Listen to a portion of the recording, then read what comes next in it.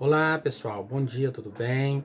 Aqui quem está falando com vocês é o professor Ricardo Alves, historiador, mestre em História.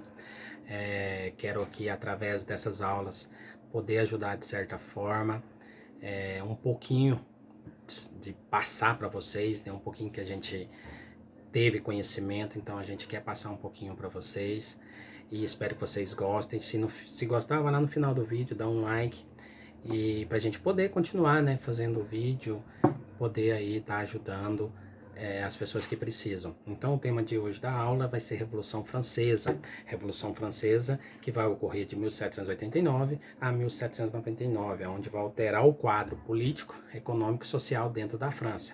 Nós vamos sair do antigo regime, né, que vai ser caracterizado pelo absolutismo monárquico, com o mercantilismo e uma sociedade estamental. Então essa revolução vai romper com o antigo regime que dominava na Europa desde o século XV, isso mesmo, século XV.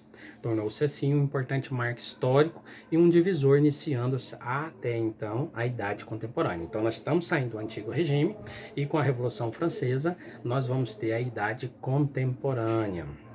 A Revolução Francesa vai inspirar reformas entre outros países, além de ser influenciado na independência das colônias espanholas e também na proclamação da independência aqui no Brasil. Embora seja uma revolução burguesa, houve uma participação popular bastante efetiva dentro da França. Representava um momento em que a burguesia, já detentora do poder econômico, atinge o poder político. Entre as causas principais da Revolução Francesa, podemos destacar o custo da monarquia, né, francesa, pois o rei Luís XVI e a sua corte gastavam enorme quantidade para sustentar os seus privilégios dentro da França. As ideias iluministas também influenciaram bastante o desejo e as reformas políticas e econômicas. As ideias de liberdade, igualdade, fraternidade, também lógico, e vão acabar estampado também nas cores da bandeira e também no hino da França. Os gastos com a guerra pesou bastante na economia da França. A França também participou da guerra da independência dos Estados Unidos, aonde ela perdeu essa guerra, e a Guerra dos 7 Anos com a Inglaterra. Além disso, o quadro econômico na França era péssimo e a fome ameaçava a população. Seca prejudicava a agricultura, acentuava-se a miséria, havia escassez de alimento, o que aumentava ainda mais a revolta da população naquele período, né? A divisão da sociedade francesa também pode ser considerada causa da revolução, pois não havia mobilidade. E a posição social dependia da pessoa onde ela nascia, né? É bastante complicada, era uma sociedade estamental. Já no século XVIII, a burguesia se sentia prejudicada pela intervenção do Estado na economia, que era o mercantilismo.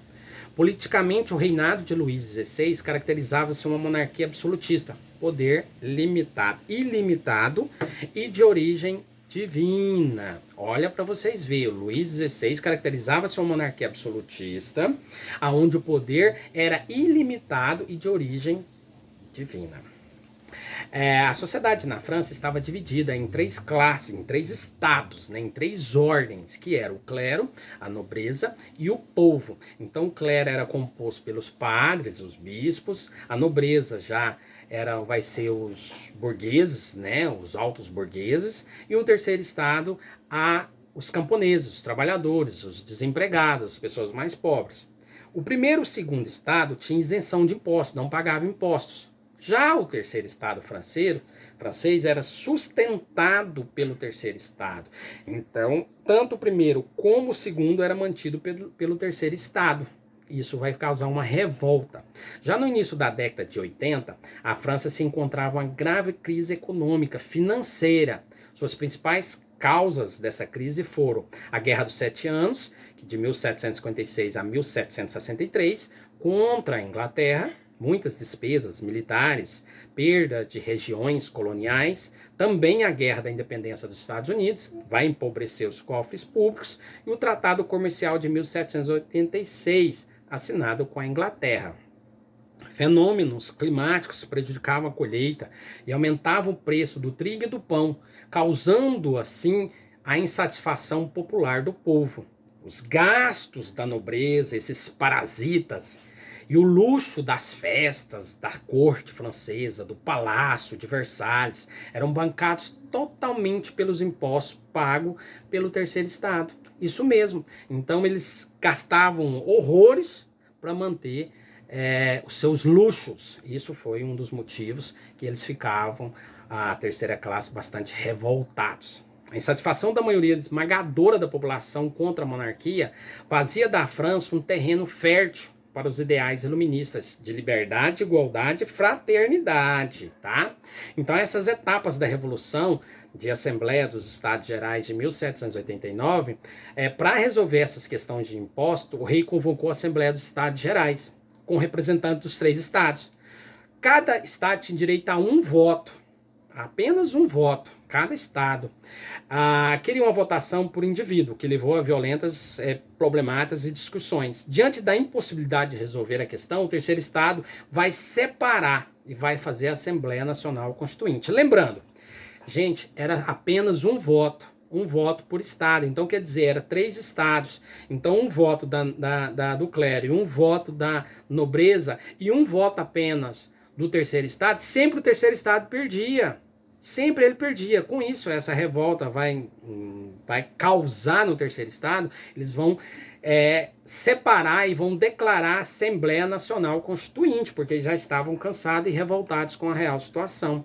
Então essa famosa Assembleia aí, Constituinte de 1789 a 1791, vai gerar a Constituição. Representaria então o fim do absolutismo monárquico na França.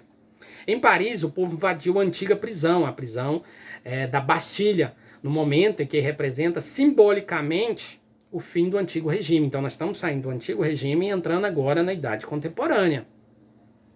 Já na zona rural, os camponeses invadiram os castelos, incendiaram plantações, massacraram membros da nobreza e também do clero. Então, assim, o povo ficou bastante revoltoso com a real situação. Essa tomada da Bastilha foi dia 14 de julho de 1789. E essas decisões pela Assembleia Nacional Constituinte vai ser a Declaração dos Direitos do Homem e do Cidadão, onde todos têm direito à liberdade e à defesa da propriedade privada, a extinção dos privilégios feudais e também da nobreza, e a aprovação da Constituição Civil do clero, confisco das terras da igreja e a subordinação de seus membros no Estado francês. A promulgação da Constituição de 1791, que estabelecia o voto censitário. O que seria isso? Era aquele grupinho que tinha condições, melhores condições, um rendimento melhor, poderia sim participar do voto, que seria o voto censitário para tomar as decisões. Com isso, nós vamos ter a Declaração dos Direitos do Homem e do Cidadão, e com isso a monarquia constitucional de 1791 a 1792, onde Luís XVI aceitou a Constituição, mas foi pego ao tentar fugir com sua família para a Áustria e preso no Palácio das Tulherias. A monarquia absolutista na Europa começa então a organizar uma defesa contra a França. E diante dessa invasão prussiana, a Assembleia convocou todo cidadão para a guerra. Então já a multidão, enfurecida, invadiu o local onde estava preso, considerando o rei um traidor. Os revolucionários aboliram a monarquia e proclamaram a república. Isso vai causar um grande desgaste. Já em 1792 a 1793, já na segunda fase, seus membros foram escolhidos por sufrágio universal masculino, que vão pertencer aos seguintes partidos políticos que existiam dentro da França, que eram os girondinos, os jacobinos e a planície, ou conhecido como pântano. Os girondinos vão ser aqueles que vão sentar do lado direito da Assembleia, né, representando a alta burguesia. Já os jacobinos sentando à esquerda dentro da Assembleia, representando a pequena burguesia, e a planície que ficava no centro, esperando as decisões, aonde fosse melhor ela ia, né, decisões políticas definidas. Então ela ficava ali em cima, né, bem no centro. E essas fases da convenção, de 1792 a 1793, a convenção decidiu por votação mandar o rei deposto, no caso cidadão Luís Capetão, à guilhotina, isso mesmo, cortar-se o pescocinho dele. A execução do rei levou as nações absolutistas, tanto a Áustria como Prússia, Espanha, reinos italianos, País Baixo e a Inglaterra, a formar a primeira coligação contra a França. Dentro da França houve o levante antirrevolucionário de camponeses, instigados por padres, por religiosos, por pessoas ligadas à nobreza. Em junho de 1793, tem o início a República Jacobina, quando os sans-culottes e os jacobinos invadiram a convenção e prenderam os líderes girondinos. Com isso, a República Jacobina de 1793 até 1794, com a criação do tribuno revolucionário, que julgava os opositores da revolução e condenavam-se à morte, ou seja, na guilhotina. Houve a criação do ensino público e gratuito, abolição da escravidão nas colônias, tabelamento dos preços dos alimentos e a instituição do sufrágio universal masculinos.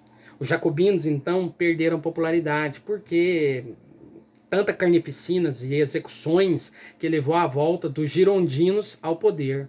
Com isso, a essa reação de 1794 a 1795, a execução de Robespierre, isso mesmo, a execução dele na guilhotina e a anulação das medidas populares tomadas pelos jacobinos.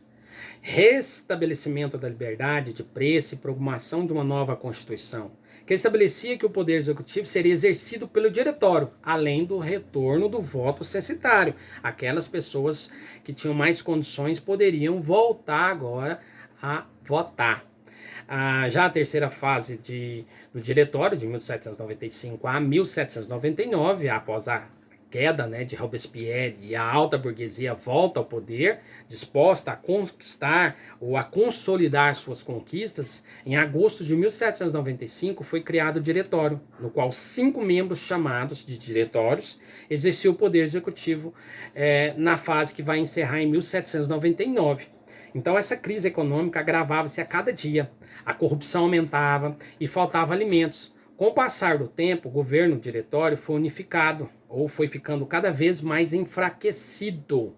Com a França imersa no caos e sob ameaça de ataques internos e externos, a burguesia articulou entregar o poder a uma pessoa influente na época, e nada mais, nada menos que poderia ser uma pessoa estratégica, inteligente, que era o general Napoleão Bonaparte, no ano de 1799, desculpa, a partir do ano de 1799 começa a governar a França.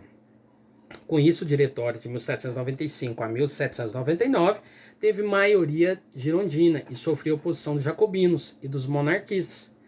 Enfrentou tentativa de golpes dos dois grupos, como a conspiração dos iguais, cujo líder jacobino foi preso, guilhotinado pelos girondinos. Externamente, a França ainda enfrentava com sucesso os países absolutistas e começou a se destacar no gênero militar, que era Napoleão Bonaparte. Para consolidar sua república, a burguesia e os girondinos apoiaram o golpe de 18 Brumário, onde Bonaparte vai derrubar o diretório e vai instituir o consulado. Isso mesmo. Só que essa história, até então, da França com Napoleão Bonaparte é outro tema de outra aula. Nós estamos falando das fases da Revolução Francesa. Agora, a próxima aula a gente vai falar de Napoleão Bonaparte. Espero que vocês gostem, espero que vocês gostaram, né? Então, nas próximas aulas eu vou colocar de Napoleão Bonaparte, onde a gente vai falar um pouco de Napoleão Bonaparte dentro da França. Então, um bom abraço para vocês, um bom estudo para vocês. Fiquem todos à vontade e bom estudo!